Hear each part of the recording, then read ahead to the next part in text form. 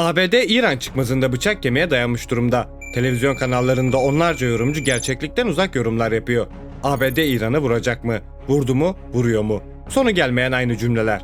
Gelin yaşanan gelişmelere bakarak hızlı ve gerçekçi bir analiz yapalım. Hazırsanız videoya geçiyorum. İyi seyirler dostlar.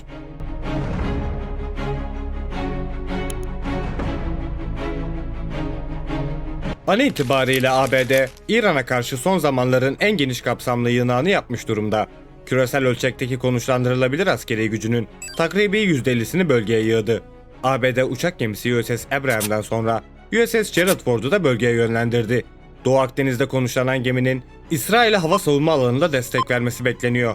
Özellikle bu hamleden sonra medya alev almış durumda. Neredeyse çoğu yorumcu olası bir ABD müdahalesine kesin gözüyle bakıyor. Belki de siz bu videoyu izlediğinizde karşılıklı saldırılar çoktan yaşanıyor olabilir. Ancak burada mesele ABD'nin müdahale etmesi değil. Mesele ABD'nin eğer müdahale ederse uzun vadede nasıl bir yöntem izleyeceği. Amerika sadece bölgesel değil, küresel ölçekte bir dönüm noktası olan bir karar alacak. Bundan sonraki süreçte ABD'nin Soğuk Savaş'tan bu yana oynadığımız hak hukuk oyunu yeter. Saf gücümü yeniden oyuna sokuyorum. Kural koyucu değil, oyun bozan olmaya başlıyorum dediğini duyabiliriz. I'm really good at this stuff. Your countries are going to hell. Eğer saldırı kararı gerçekleşirse dünyadaki ABD müttefikliği artık gönüllü ortaklıktan ziyade zorunluluk temelli bir ilişkiye dönüşecek. Velhasıl ABD müdahaleyi başlatırsa bu noktadan sonra olaylar birkaç senaryo üzerinden ilerleyebilir. ABD ve İsrail doğrudan İran'ı vurmaya başlayabilir. Ancak bu akıllıca bir hamle olmaz. Maalesef bizim medyamızda düz mantık karşılaştırmalar çok popüler. İran ve ABD ordu verilerini alıp dümdüz karşılaştırıyorlar. Ancak bu işler bu kadar basit değil dostlar. Her şeyden önce İran muazzam bir misilleme gücüne sahip. Bunu 12 gün savaşlarında gördük. Savaşın başında mutlu olan taraf İsrail'di. Ancak demir kubbeyi delen İran füzeleri metropollere yağmur gibi yağmaya başlayınca İsrail baskısıyla savaşa giren ABD ateşkes ilan ettirdi. İran'ın bu savaşta tüm gücünü kullandığını da söyleyemeyiz. Özellikle Rusya ve Çin'in el altından İran'a füze desteği verdiği bilinmekte. Şu an bildiğimiz kadarıyla İran'ın sahip olduğu füzelerin menzili 2000 kilometreyi bulmuş durumda. Hürremşehir ve Seccil füzeleri Yunanistan'a kadar olan bir alanın menziline sahipler. Yani dostlar, ABD'nin şu anda müthiş bir şekilde yığınak yaptığı Girit adası da bu menzilin içinde kalıyor. Her ne kadar bu füzelerin yeterli isabet oranına sahip olmadığı söylense de ben buna inanmıyorum. Özellikle 12 gün savaşlarında İsrail'in ateşkese yanaşması bunun en net kanıtlarından. Ayrıca mesele sadece ordu değil. ABD eğer İran içinde çok hızlı bir rejim değişikliğine gitmeyi başaramazsa işler daha da sarpa saracak. İran'ın vekil güçleri her ne kadar zayıflamış olsa da hala aktif. Özellikle Yemen'deki Husiler kontrol altına alınabilmiş değil.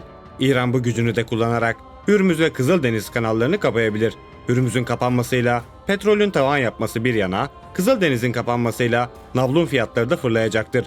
Gemiler ümit burnundan dolaşmak zorunda kalacak. Buna binaen de dünya bir ekonomik krizin eşiğine gelecektir. Bir diğer yandan bölge ülkeleri de bu istikrarsızlıktan ve kaostan uzak durmak istiyorlar. ABD müttefikleri dahi olası bir savaşın yaşanmasını istemiyor. Hatta ABD bile burada olmaktan memnun değil. Nitekim daha önceki bir videomuzda detaylıca anlattığımız üzere ABD ciddi bir ekonomik bunalım geçiriyor dostlar. Tüm bu Orta Doğu bataklığı ABD'nin belini ekonomik olarak daha da büküyor. Akdeniz'e getirdikleri uçak gemisinin günlük gideri yani sadece bir gün boyunca şu anki konumunda durmasının götürüsü 8 milyon dolar. Bu fiyata gemiye eşlik eden devasa armadanın giderlerini dahil etmedim dostlar. Tek örnek verdim ama anlatmak istediğim şey yapılan yığınağın ABD'ye çok fazla masrafa mal olması. Özellikle ekonomik anlamda tahvil satmaktan ve tepesine binen küreselcilerden kurtulmak isteyen ABD yine kendisini Orta Doğu'da bulmuş durumda.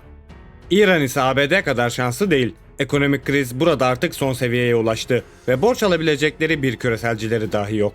Yıllarca süren ambargolar ve kötü yönetim ekonomiyi bitme noktasına getirdi. Ayrıca ekonomiye belli aralıklarla yapılan dış müdahaleler de pastanın süsü oldu. Bu konuyu da çok daha detaylı bir şekilde önceki videolarımızda ele almıştık. Hem ABD hem de İran'ın şu anki ekonomik krizlerini anlattığım videoları açıklama kısmına bırakıyorum. İlgilenenler varsa mutlaka o videolara da göz atsın. Devam etmeden önce de içerik hoşunuza gittiyse like bırakmayı unutmayın dostlar. Şimdi devam edelim. Gerek bölge ülkeleri, gerekse ABD ve İran ekonomisi bir savaşı istemiyorsa o zaman bu adamlar niye savaşıyor diye soruyor olabilirsiniz. Çok haklısınız. Evet, Bu savaşı kimse istemiyor. Ancak bir ülke hariç, İsrail. Özellikle 12 gün savaşlarında istediğini alamayan İsrail yeniden bir savaşa girmek istiyor. İyi de neden? İsrail neden sürekli İran'la savaşmak istiyor? Gelin büyük resme yakından bakalım. ABD ve İran görüşmelerine baktığımızda Trump'ın istekleri şunlar dostlar. Balistik füzelerin sınırlandırılması, uranyum zenginleştirmenin durdurulması ve şimdiye kadar zenginleştirilmiş olanın da ülke dışına çıkartılması. Ayrıca vekil güçlere verilen desteğin de kesilmesi bekleniyor. Lakin bunlar sadece görünürdeki istekler. Asıl amaç İran'da bir rejim değişikliğinin yaşanması. Bunun için gerekli zemin hazır hale getirilmeye çalışılıyor. Geçmişte diğer Orta Doğu ülkelerinin başına gelen senaryoların bir benzeri İran için de hayal ediliyor. İran'ın adeta bir Suriye gibi olması bekleniyor. Özellikle İran içindeki Beluç, Arap ve Kürt topluluklar devlete karşı kışkırtılıyor. Üstüne bir de halkın belini büken kötü ekonomi dışarıdan müdahaleleriyle daha da kötü hale getirilerek yeni isyanlar teşvik ediliyor. Yani aslına bakarsanız dostlar, ABD'nin İran'ı parçalamak için illa savaşa ihtiyacı yok. Molla rejiminin getirdiği istikrarsızlık ve sosyoekonomik çöküş zaten İran'ı sallar durumda. Ancak İsrail'in ABD'ye baskısı ile bu iş kesin ve hızlı bir şekilde nihayete erdirilmek isteniyor. Savaşa asıl hevesli olanın İsrail olduğunu söylemiştik. Farkındaysanız 10 yıllardır bölgedeki tüm devletlerin yapısı İsrail'in büyümesi için ortadan kaldırılıyor. Amaç İsrail'i Orta Doğu'nun tek ve en büyük gücü haline getirmek. Önce bölgesel süper güç, ardından da yeni bir küresel güç yaratılmaya çalışılıyor. İsrail eksenli havzanın Hazar'dan Yemen'e kadar olan bir bölgeyi kapsaması bekleniyor. İran da bu bölgedeki en zengin yeraltı ve yerüstü kaynaklara sahip olan devlet. Ayrıca şu an İsrail'e karşı ciddi bir bölgesel tehdit. İran hayatta kalmaya devam ettikçe bölgesel bir süper gücü dönüşmesi de olağan. İsrail bundan çekiniyor. Bu yüzden hızlı bir şekilde İran rejimini ortadan kaldırmak istiyor. Bu arada İran'ın ekonomik sebeplerle bu savaşı istemediğini söylemiştik. Ancak burada bir parantez açmam gerekiyor ki her şeye rağmen İran savaşı göze almış durumda. Masadaki istekleri tabii ki kabul etmeyecekler. İran bu noktada savaşı bir otorite aracı olarak kullanabilir.